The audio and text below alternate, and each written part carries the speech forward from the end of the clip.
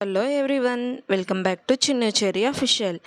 ఈరోజు రెసిపీ అయితే చిల్లగడ దుంపలో మనం ఈవినింగ్ టైంలో స్నాక్స్ కింద తింటూ ఉంటాం కదండి. చిల్లగడ దుంపలు దీంట్లో అయితే బెల్లం యాడ్ చేస్తే చాలా బాగుంటుందండి. ఒకసారి అయితే ట్రై చేయండి ఫ్రెండ్స్.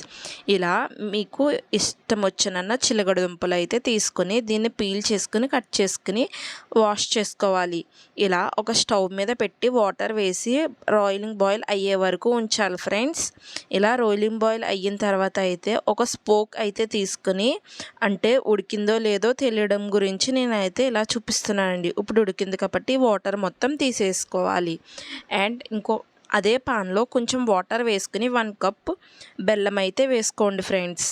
మీకు ఇంకా ఎక్కువ వేసుకోవాలనిపిస్తే వేసుకోండి బెల్లం అయితే. ఇది మొత్తం పాకం కింద అయిపోయే వరకు కుక్ చేసుకోవాలండి.